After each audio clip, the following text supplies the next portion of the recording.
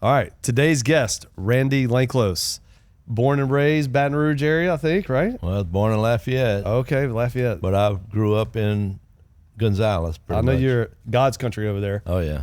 So Randy's been a client of a firm for a really long time. I didn't even look at the date, but it feels like 15 years. Is that 18 years. 18 years. Yeah. Man, that's crazy, huh? Yeah, I know. And so Time flies. Randy is famous for being the owner of the Harvest grocery store. It's Harvest grocery store, but I put the in it. The Harvest. The Harvest. And Randy's just an awesome dude and wanted to just chat with you today about your journey through business ownership and then exit. Yeah. Is that cool? Absolutely. Awesome. So, Randy, I think one of the most unique stories that I've heard since starting with business owners is how you got your start. And I know you had a partner, but can you tell us about, like, how did you start the Harvest? Well, so my best friend, we went into partnership together, but my best friend, we would always look to do businesses on the side, whether it was painting, building cabinets, whatever, building portable buildings. And so I went to meet him for lunch one day. He was building houses. I was working in the chemical industry. And so we passed this corner in Dutchtown. Yep. It was weeded up, had trees everywhere, and That's crazy. had an old convenience store that had been shut down. Right. And but it was a famous corner because it had been the corner for old mercantiles back in the day. It was like the business center. Yeah. So he looks over there and he says, "Randy, what do you think would go good there?" And I'm like, "Man, I really don't know." And he mentioned supermarket. Yeah. And I'm like, supermarket? I'm like, I work in the chemical industry and you work you build houses. Right. What do we know about supermarket? So we went home and I started thinking about it, and I was like, you know what? This is probably a really good idea that we need to act on. Yeah. So I called him up right away. Yeah. And he's like, "Are you serious?" I'm like, "Yeah, man, I think we should look into it because it's a great idea. It's a great location." Right. The area was building. Dutchtown High School had not yet been built, but the elementary school was there, and so we started we dove into it from that day. Okay. And that was a long dive. It was a deep dive. Yeah. Going into areas we didn't know anything about. Yeah. And so how did y'all end up putting the grocery store? So you started a grocery store. Right. The Harvest, named by me, better named by y'all. How did y'all actually get that store on that piece of property? Tell us about how that came about. Well, it's amazing. We got in touch with the owner of the property, and we put in an offer, and he thought about it for a while. He's like, "What do they want to do, and why do they want to do this?" And we were like 40 years old at this time in our life, and so we told him what our idea was, and of course he had owned the little convenience store there that had been, put out of business and went out of business, and so I think he got behind the idea because of that reason. Yeah. And I said, "Hey man, let's see what we can do," and we negotiated the price. Eventually, we got it where, we could afford to jump into it. Right. And that was the first step. Yeah. Among many steps, you know, because there's a lot more to the story besides just getting the land. Yeah. We worked really hard, physically speaking. Well, that's what. And mentally, So physically speaking, that's what impressed me the most about you and Ron. Yeah, we did a lot of the work, So y'all did it on the weekends, is that right? Oh, well, or the days you had off? He had his job, I had my job. So we would meet up, we had people come in to clear the land and take out trees, and we laid out the parking lot. We did all the plans. We went back and forth to Associated Grocers, who we had been in contact with, and they kept giving us things we needed to do, procedures we had to follow, and people we had to talk to. And so finally, we got it going. Of course, my buddy, being who he was, he could do a lot of the construction work. So we saved, several $100,000, probably more than that, just in doing the parking lot, laying out the building. First time we had ever laid out a commercial building, which was quite a miracle in itself. Yeah.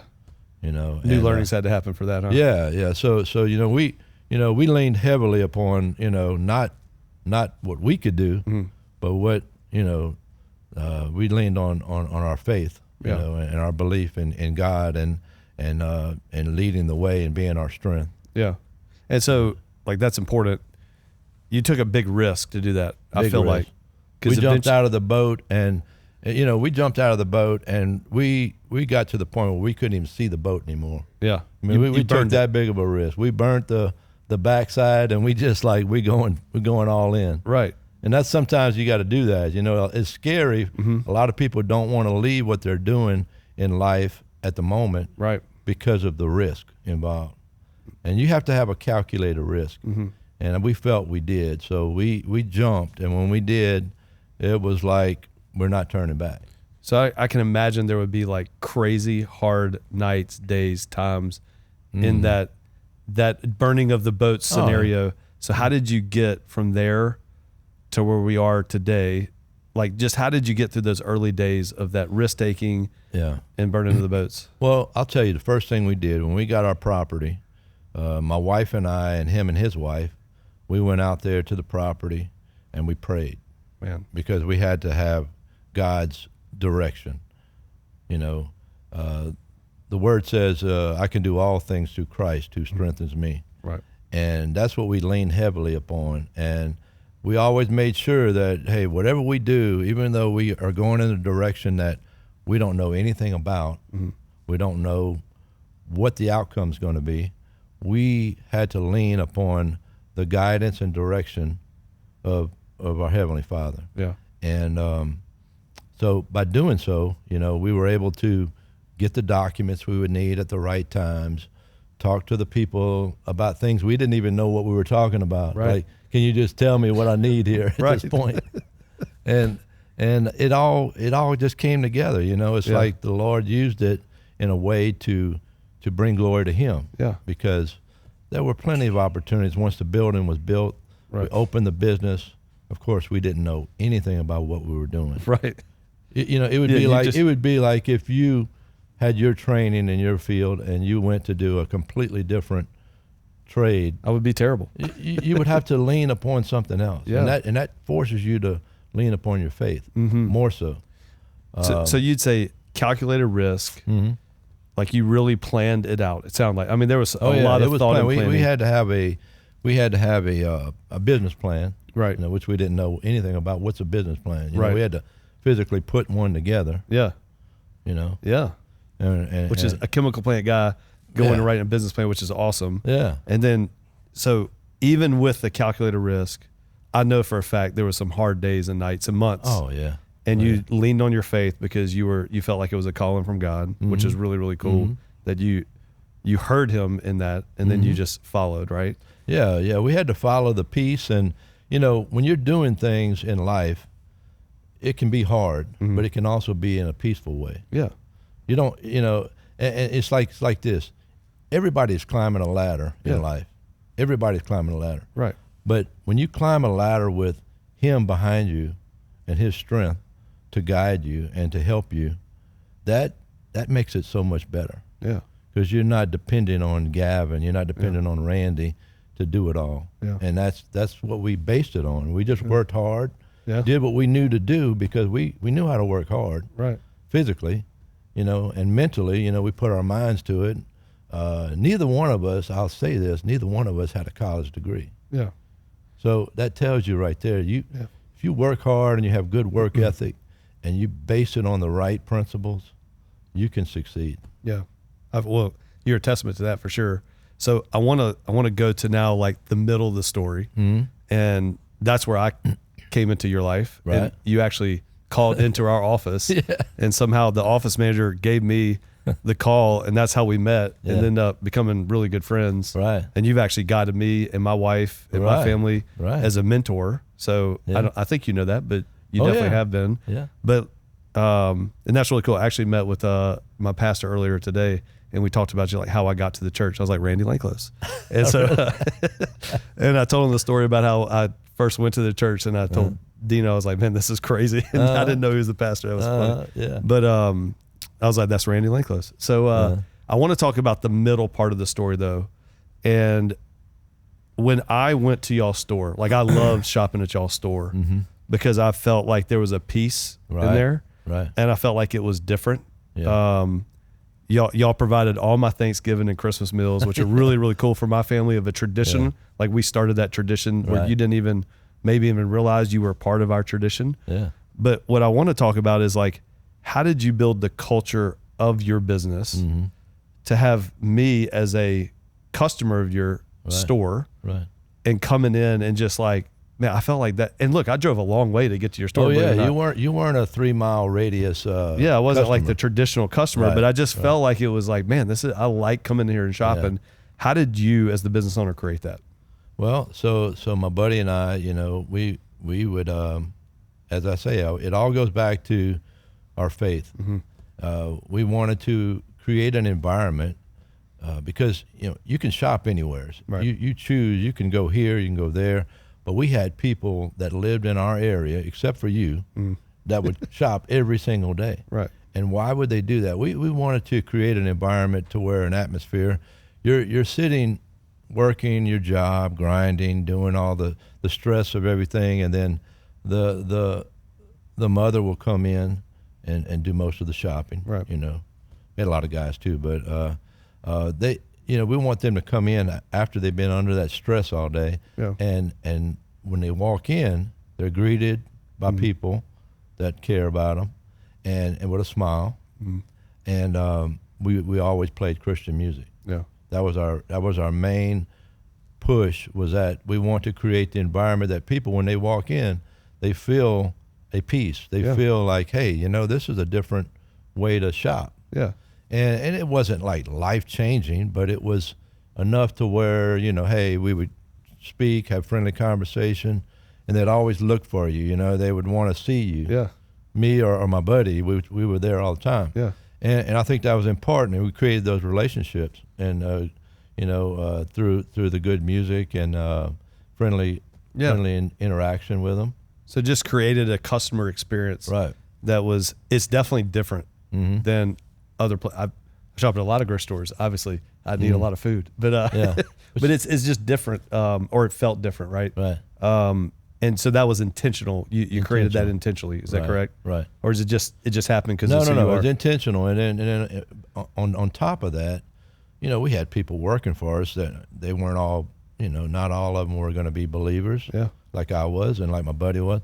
But we would do like a devotional, on certain days, Man, that's cool. And we would gather our guys together and the girls, and we'd get in a break room and just talk about a Bible verse, and share what it meant to us. Keep it real simple, and it just kind of guided things through, and pray with people. We prayed with lots of people that would come to our store that would show up in trouble or distressed or whatever, and God would say, look, just say a prayer over them, pray with them, and that's what we would do. That's awesome. We were not ashamed to share our faith. Yeah, right. That's okay. Yeah. So I know one of your duties in the organization was over a lot of the employees, especially like the stockers and hiring. Yeah. Like, man, the guys and gals that made that store function every day. Sure. And it's not high paying jobs. Extremely important, as we found out during like COVID and things like that. Like we need supplies and things like that. Right. If like logistics and supply chains are important. Sure. And so, how did you do that? Because that's one of the biggest frustrations I hear from clients of ours that are business owners is like, man, I got to deal with the people. And that's really what business is people, right? Yeah. And so how did you deal with that successfully? I know it was not easy, but you made it look easy. So how did you do that?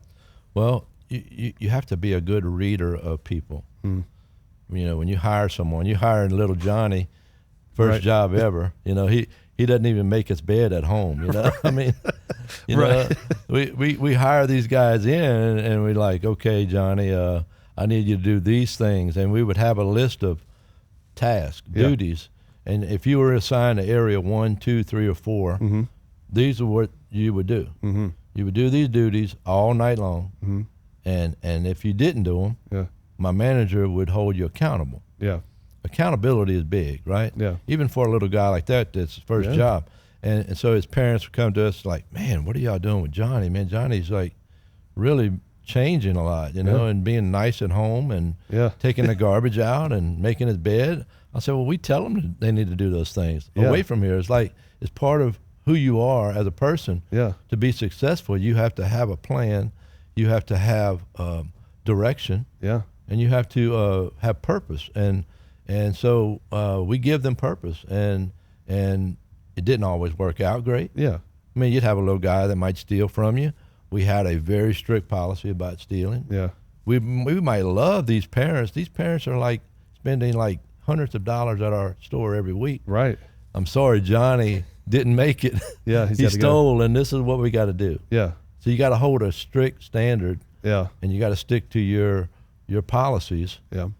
And you give people second chances, and we did that a lot. But only under certain circumstances would you do that. Well, that's important to call out. Is just number one, their parents could actually be more valuable to them from a revenue perspective. But we can't have people that are stealing. But it puts you between a rock and a hard place, right? So I know that was a very difficult task that you had in the organization, but y'all did it really well. Because I mean, you grew up a lot of people through through the store that they are not still working there. That was their first job, and they've probably gone on to like cool things in the future. So you made an impact far beyond that. It's rewarding to see. You would see the lives change, and they'd go to college. They'd always come back and be very thankful for where they got their start. And I would tell them that. I'd say, look, I know you're not here to work your whole entire career. There are some people that are built for that, but those that mostly came through there was like a 3-year, 4-year period at most. And then through college, I would always ask them, I said, look, why are you going to college? Are you doing what you want to do? What do you like to do in life? What are your interests, And I would always kind of, almost like a guidance counselor. Like a mentor. And I felt that was part of my duty, It's like, let me help this guy find out. And if he wants to be a lawyer, then encourage him, because he's a little timid about wanting to do that. And we did that with one guy, and he's a lawyer today. That's awesome. He's doing what he really, really wanted to do, but wasn't sure about himself. Didn't have the confidence. So I think if you put a theme on this conversation, it's probably gonna be hard. So like we talked about your start, it was hard. Building the culture, intentional and hard. Growing people, hard. I want to talk about another hard that you don't know I'm going to ask you about, by the way. All right. So a lot of businesses have partnerships. And so you were partners with incredible people, by the way. So I love like Ron and Crystal and Mr. Gene. Mr. Jerry and Miss Jean. Sorry, Mr. So I know like y'all had a partnership for the store, and partnerships can be hard. And so how did y'all do that partnership and make it almost like seamless? But I know it wasn't seamless, and I know from the outside looking in, it kind of was. And I'm privy to like different things that y'all had to work through and things like that. But how did you go through that partnership? Because sometimes that's hard in business. Well, they say a partnership is like a two-headed freak.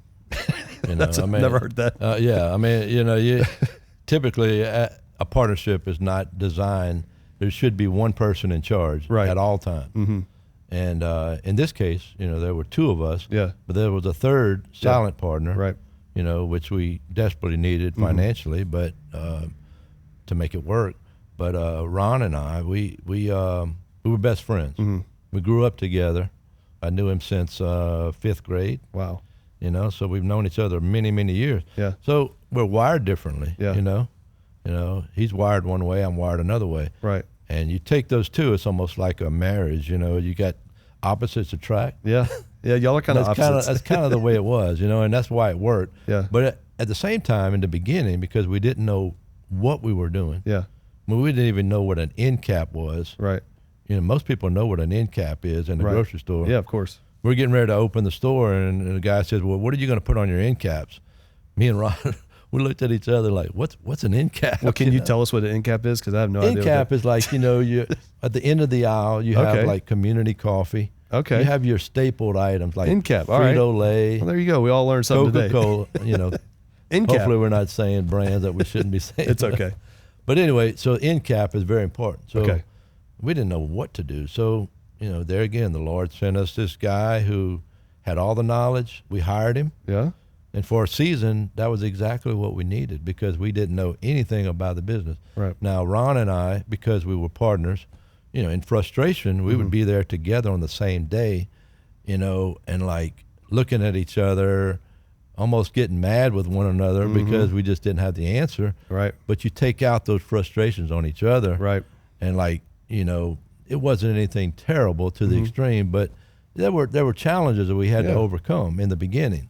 Things got a little bit better. Yeah. And the Lord showed us how to, okay, look, I brought this up. I said, look, let's go ahead and work my plant schedule. Yeah. I work these days, you work these days. Yeah. So we had every other weekend off. Yeah. Which was great. Yeah. That's unheard of in the grocery industry. Right. And we didn't have to cross paths very often. We crossed paths in communication about certain things, and that was sometimes a challenge. Right. I had an idea to do it this way. He had to do it. So I would come in. I'm like, why is it like this? Well, he did it this way. I said, well, today we're going to do it this way. So we, and our employees learn how to cope with that because it could be confusing. Well, who's on today? Okay, is Randy or Ron? Right. And we'd have to make those changes. They'd have to make those changes accordingly. But in the end, it all worked out great. We overcame everything. We had a lot of patience with each other, and we had to forgive one another. So patience, forgiveness, and communication are the three things I heard there. Sure. From the outside looking in, I think y'all did a good job of, like, whatever your gifting was working with the young guys. I think guys and maintenance. I did a lot of the maintenance type stuff, fixing and things like that. Since I was a plant guy, I did. That was your skill set. What I was done. And then Ron seemed like he really was interested in the real estate. Right. And that kind of stuff. And then Crystal, his wife, was really good at making sure y'all didn't spend all the money. Insurance and paying the bills and that was all a blessing. So everyone needs a Crystal in their life, right? Yeah, it all worked great. I mean, it really. Yeah. In the end, everything worked out to the best. We were used in the best, the fullest potential that we could each be used. So you had gifts from God that you were better at than the other person, just because, and you were worse at what they were good at, and so y'all figured that out and just kind of worked in those silos. Is that fair? That's it. We kind of chose our lane, and you excel in what you're best at. Right. You don't have to be just like Bill Gates. He wasn't great at computers necessarily. Right. But he hired people that were great at computers. Right. And that's what you got to do. You got to hire people that have the skill sets to do the jobs that need to be done to the best of the ability that can be done. Yeah, for sure. Just like you, when you first started, you leaned on, your partner, Jeff. Yep. And what did he do? He instilled a lot of gifts into you. Yeah. And you just built on those. Yeah, for sure. Yeah, he definitely had a skill set that I didn't have when we started. Yeah. So the last topic I wanted to discuss with you is actually a really cool one because you're in the rarefied air of business owners that have successful exits. And you actually did it at a really young age.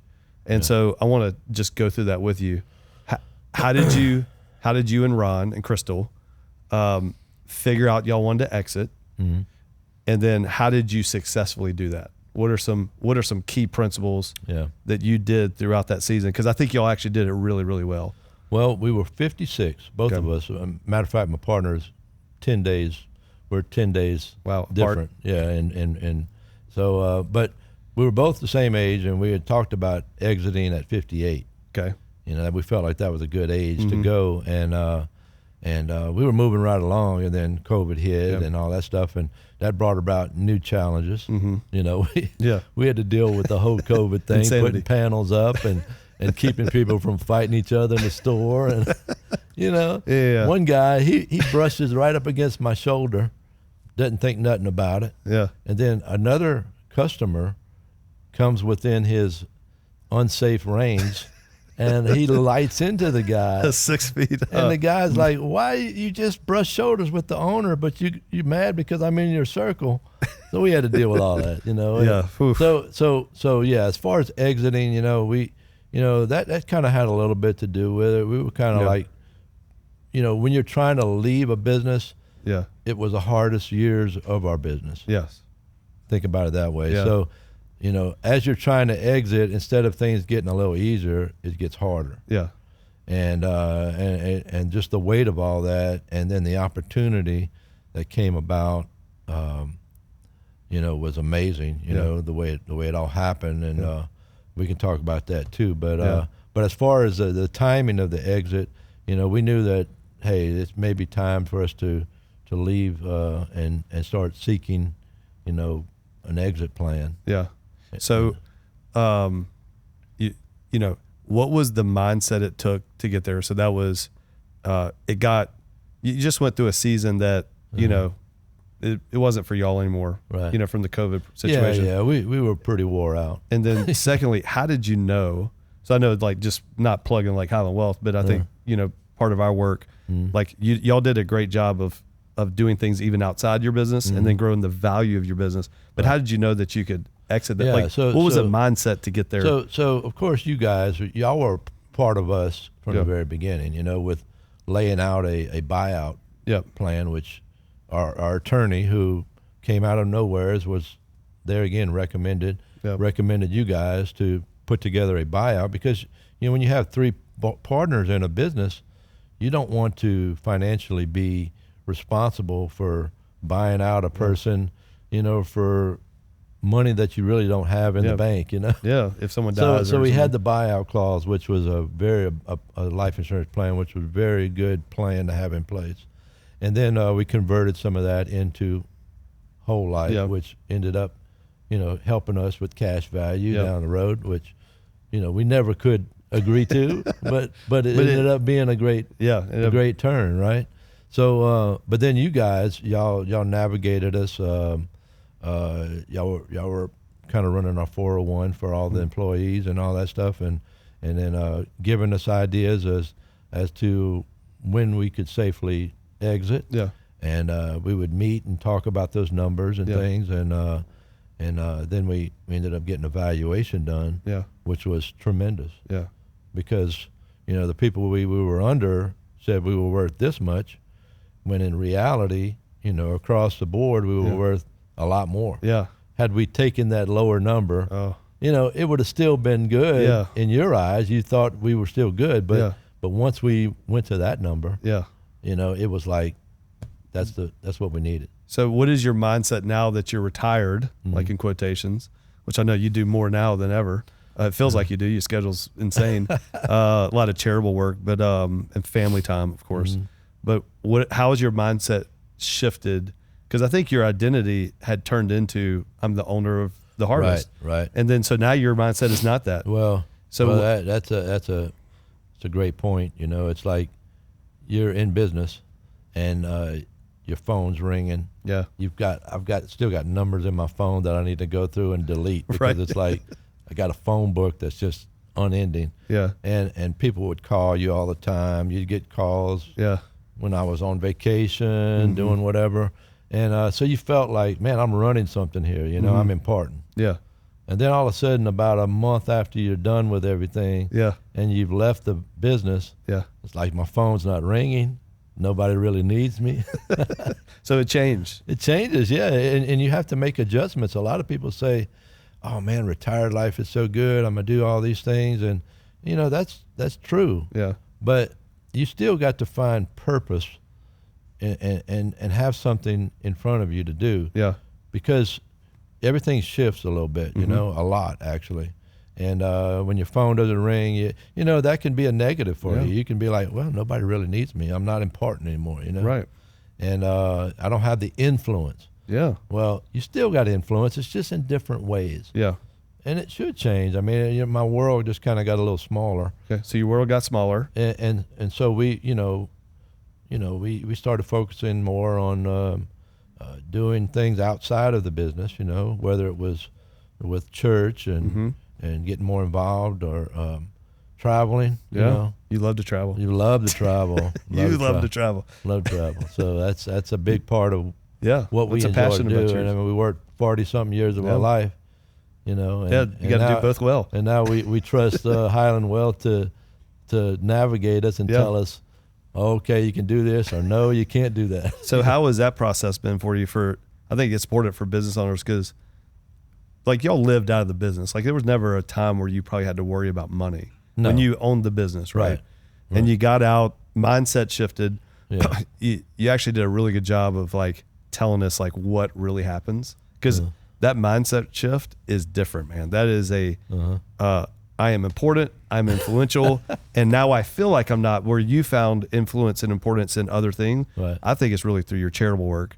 But how, relating back to the finances of it. So you don't have a kitty that you can go grab money from. You don't have an unending revenue source coming in now. It's done. No. So how have you navigated that feeling? Well, of course, we got together, you and I, and talked about what our needs were. Yeah. And you made it happen. Yeah. I mean, you made it happen. But I mean, you allowed me to. You put me within a bracket, within a fence, and I had safety nets beyond that. Yeah. And you made me aware of that. Now, did I always understand? I don't understand all the numbers. Yeah, right? of course. And that's why I have you. Yeah. And your business, because I lean heavily upon, you guys reinvesting, restructuring along the way as things change in the world, the economics. But you've always provided me with the surety that okay, this is what our plan is, and this is what our backup, our fallback is. Yep.